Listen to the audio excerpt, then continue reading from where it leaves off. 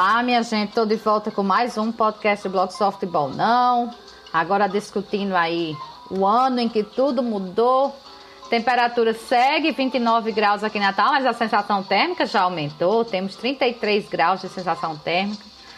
Esse podcast, lógico, para falar de tudo que foi 2020 seria difícil nesse tempo, mas para mostrar esse marco, né? E muito mesmo inspirado numa reportagem que foi publicada em 19 de dezembro na revista The Economist, chamada, se bem que no site ela foi chamada The Year When Everything Changed, que é exatamente o título desse podcast.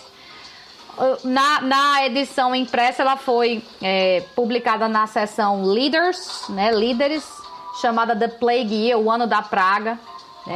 E realmente não é nada fácil o que 2020 significou pra gente. Bom, olhando para trás, 100 anos para trás, né, lá na década de 1920, depois de tudo que se viveu antes de 1920, a gente teve uma década então que foi quase que um fermento de ansiedade, novidades artísticas, industriais e até arriscadas no aspecto social, né, dentro da sociedade. E, claro, a guerra contribuiu para essa falta de inibição que foi muito típica da era do jazz, para quem ama jazz como eu.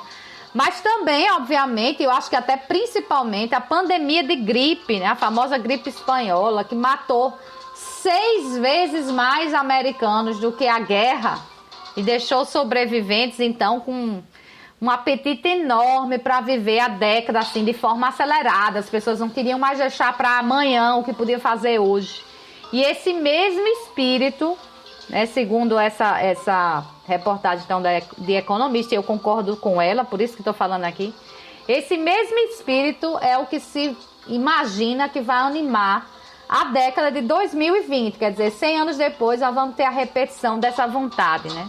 A escala de sofrimento da Covid-19, as injustiças e os perigos que essa pandemia vem revelando e a promessa de inovação também que essa pandemia vem revelando aponta que 2020, ou a década de 2020, aliás, o ano de 2020 será mesmo lembrado como o ano em que tudo mudou. A gente fala muito em novo normal, querendo voltar ao novo normal, mas a partir de agora a vida da gente não volta mais àquilo. Não vai ficar exatamente assim, mas também não volta mais do que era antes, né? A gente já pode dizer, por exemplo, que a pandemia é o evento do século. No século 21, nós temos 70 milhões de infectados e possivelmente, segundo as contas lá da The Economist, nós tenhamos outros 500 milhões ou mais infectados sem diagnóstico. Tem muita gente que tem os sintomas de Covid, quando leve, são muito parecidos com N outras doenças, inclusive alergias. Temos 1,6 milhão de mortes registradas, né? E mais muitas centenas de milhares sem registro. Temos milhões de sobreviventes convivendo com uma exaustão e com enfermidades da tal Covid longa. A pessoa tem alta, fica bem, mas segue com aquele cansaço, segue com a respiração que não volta mais do jeito que era antes. Tem gente que está com a perda de paladar e de olfato estendida, apesar de não ter mais a doença. Então, olha o grau de sequelas disso. E temos, agora falando em economia, uma queda de pelo menos 7% na produção econômica mundial. A maior desde a Segunda Guerra Mundial. Então esse já é, de longe, o evento do século XXI. E de tudo isso, então, emergiu um sentimento de que a vida, ela não é para ser levada, e sim para ser vivida. Nós temos que levar isso, então, conosco. Temos que viver. E daí vem essa sensação de aceleração que se espera para essa década de 20. A Covid também se viu como alerta, né? Os 80 bilhões de animais mortos para alimentação e até para uso da pele a cada ano são um prato cheio para vírus e bactérias que evoluem para uma doença humana letal a cada década. A cada década a gente enfrenta uma pandemia ou uma doença que tem potencial para pandemia. Neste ano a conta chegou e ela é astronômica, né? Mas a gente também viu, por exemplo, o céu livre de poluição, que voltou a aparecer logo que o mundo entrou em lockdown. Isso aí mostrou pra gente o quanto a Covid-19 é uma crise que se move rapidamente dentro de uma outra crise que segue a passos lentos. Assim como a pandemia, a mudança climática também sofre com a negação populista. Também é globalmente disruptiva, né? Tá mexendo com tudo e não adianta a gente negar. E vai custar bem mais caro no futuro para lidar com suas consequências se essa negligência de agora persistir. Então a gente, assim como fez com os coronavírus lá atrás, que a gente podia seguir estudando e melhorando, continuamos fechando os olhos para mudanças climáticas e essa mudança climática está muito envolvida com essas pandemias. Um outro marco dessa pandemia é a injustiça que foi escancarada. Nós temos agora crianças atrasadas na escola e frequentemente, em relação ao mundo, essas crianças estão com fome. Nós temos graduandos que estão sem perspectiva de futuro. Pessoas de todas as idades enfrentando solidão e violência doméstica, aí muito mais as mulheres. Trabalhadores sazonais, normalmente migram de um canto para outro, foram abandonados ou enviados de volta à sua origem, pior, levando a doença com eles. Temos o retrato mais claro, acho que da disparidade racial. Segundo a The Economist, um hispano-americano, um latino, de 40 anos de idade, tem 12 vezes mais risco de morrer de Covid-19 do que um americano branco de mesma idade. E em São Paulo, por exemplo, um brasileiro negro de 20 anos de idade tem risco 2 vezes maior de morrer do que um brasileiro branco de mesma idade. Quer dizer, foi o ano em que essa disparidade racial ficou escancarada também. 60% dos trabalhos que pagam $100 mil ou mais, lembra que a pesquisa é da The Economist, por ano, né? $100 mil ou mais por ano, né? A soma dos salários. 60% desses trabalhos podem ser feitos de casa. Já apenas 10% dos trabalhos que pagam menos de $40 mil por ano podem ser feitos de casa. Olha a diferença de quem pode se proteger ou não da Covid.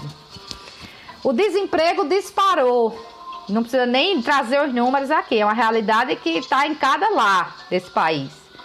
Ou pelo menos em cada família. O desemprego disparou. Mas o índice MSCI, que é um índice do mercado de ações, subiu 11%. Que é uma disparidade maior. Gente perdendo emprego e o mercado de ações aumentando. De investimento. A ONU admite que a pandemia pode levar mais de 200 milhões de pessoas à extrema pobreza, o que certamente será exacerbado por governos, e muito bem explorado também, por governos liderados por autoritários e quase tiranos, como a gente tem aqui no Brasil, né? Fácil de reconhecer isso. O que mais que a pandemia pode trazer? Convulsão social. Uma análise do FMI, que foi feita com 133 países entre 2001 e 2018, portanto antes da pandemia, revelou que toda vida que a gente tem um início de doença, mais ou menos 14 meses depois do início dessa doença, de uma epidemia assim grande, há uma convulsão social. E o pico dessa convulsão costuma ocorrer 24 meses depois.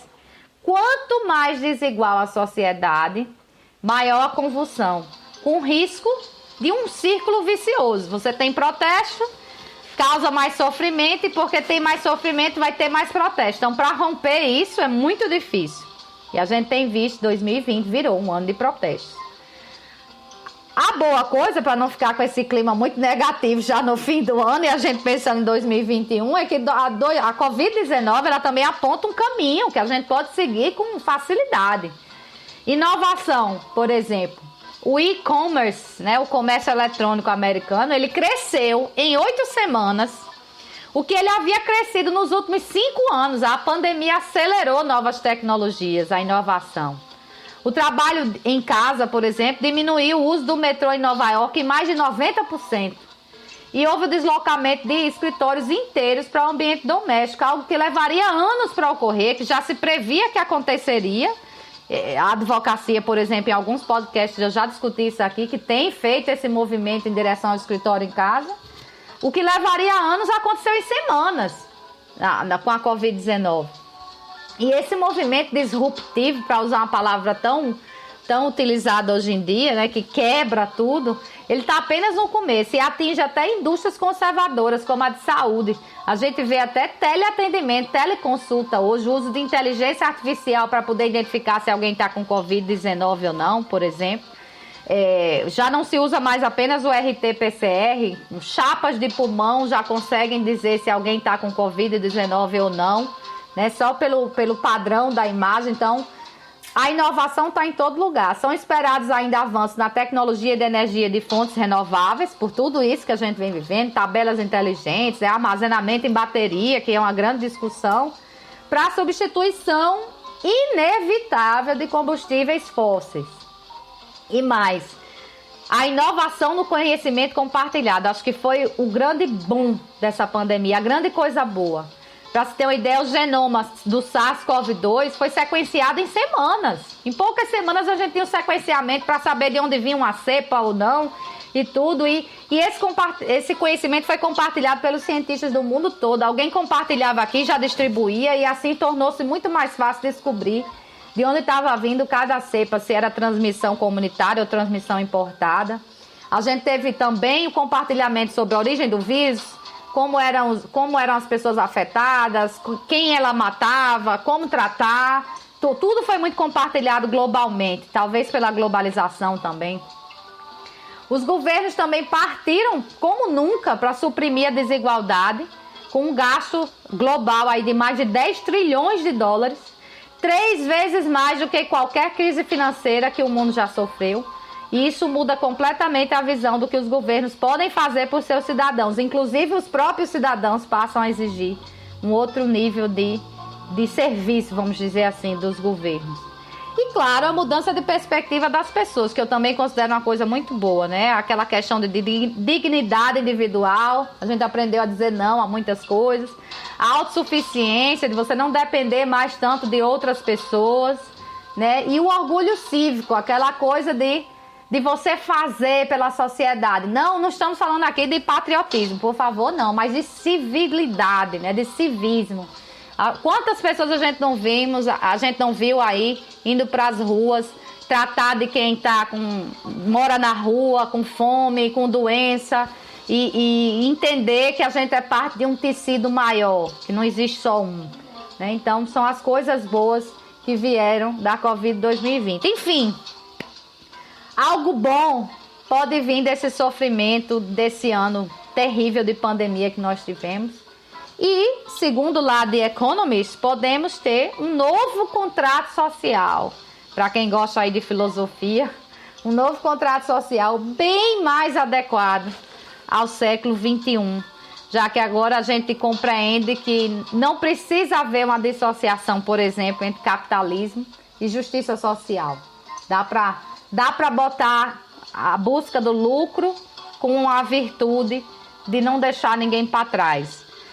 2020, então, foi um ano que, apesar de tudo, foi um ano que vai ser marcante para o resto das nossas vidas, inclusive na humanidade, né? Não só das nossas vidas individuais. Então, temos que olhar para ele também com um certo carinho para entender o que vem pela frente.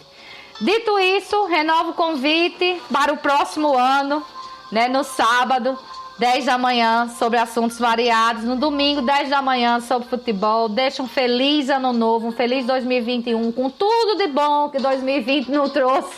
Que 2021 venha compensar isso, para que a gente tenha um pouco mais de tranquilidade, um pouco menos de estresse nesse ano que vai iniciar. Até lá!